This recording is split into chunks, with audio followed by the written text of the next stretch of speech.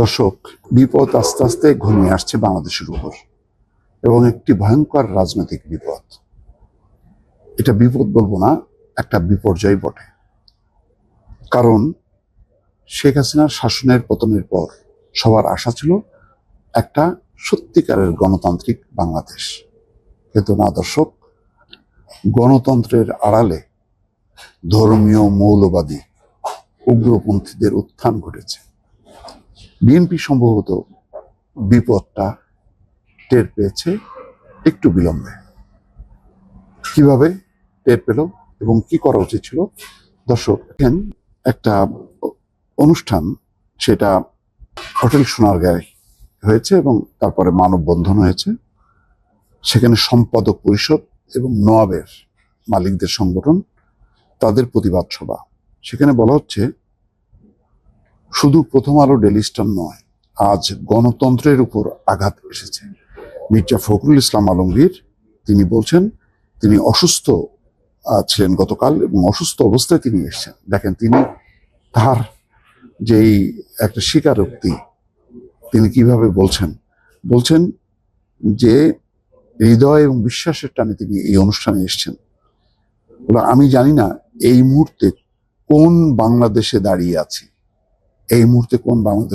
আছি, আমার বয়স 78 বছর, সারা জীবন সংগ্রাম করেছি একটি স্বাধীন সার্বভৌম গণতান্ত্রিক বাংলাদেশ দেখব বলে। আজ যে বাংলাদেশ দেখছি, এই বাংলাদেশের স্বপ্ন আমি কোনোদিন দেখিনি। দর্শক, এই কথাটাই কিন্তু আমি বলছি যে এই পরিবর্তন চাইনি। শেখ হাসিনাকে হটিয়ে গণতান্ত্রিক শক্তি যেন একটা বিপদে পড়ছে। কারণ গণতান্ত্রিক শক্তির দখলে নেই বাংলাদেশ, গণতান্ত্রিক শক্তির দখলে নেই রাজনীতির মাঠ। গতকালকে আমি এই কথা বলছি, আজকে দেখেন মির্জা ফখরুল ইসলাম আলমগীর একই কথা বলছেন। এবং আমি একই সঙ্গে এই কথাও বলছি যে এই পরিস্থিতির জন্য বিএনপিরও কম দায়ী নেই। কারণ পট পরিবর্তনের সাথে সাথেই বিএনপির ধারণা করা উচিত ছিল, এই ধরনের গণতান্ত্রিক শাসন যখন ব্যর্থ হয়, যখন নতুন একটি পরিবর্তনের প্রশ্ন সামনে চলে আসে, তখন সেখানে কোন শক্তির অভ্যুদয় ঘটে?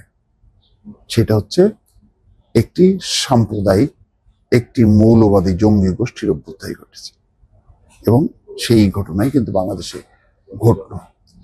ফলে এখন গণতান্ত্রিক শক্তিটাই হয়ে গেছে পুরো আওয়ামী দোষর, পুরো ফ্যাসিবাদের দোষর। এমন একটি বয়ান ধীরে ধীরে তৈরি করা হয়েছে।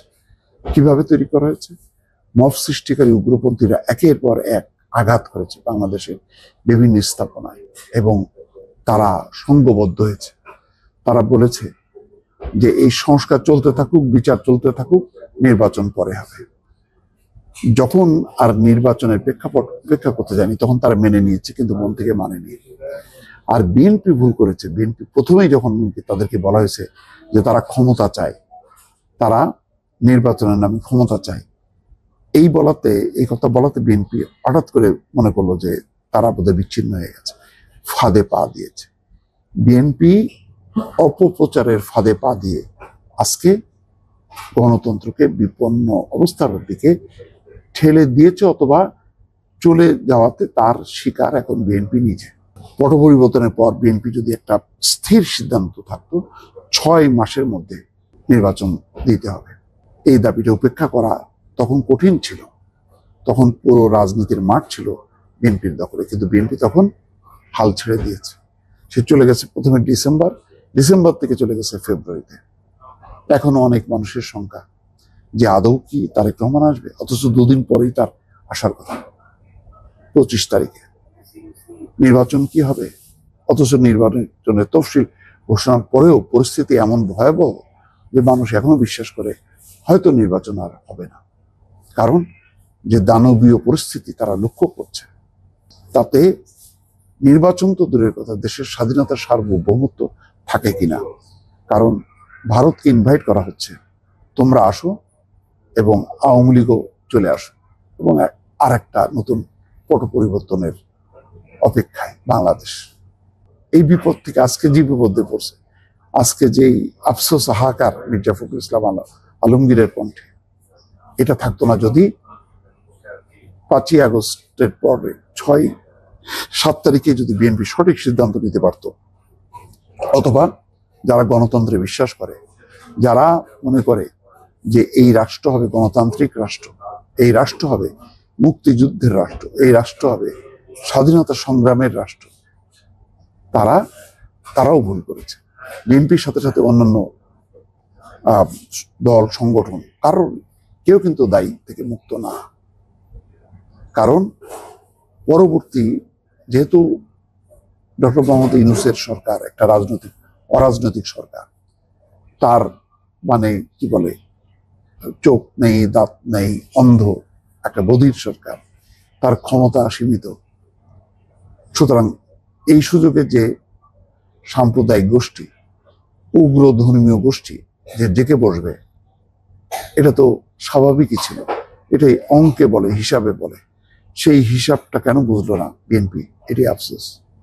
তারেক রহমান আসছেন বটে 25 তারিখে, কিন্তু এটা আরো 8 মাস 10 মাস আগে না কেন?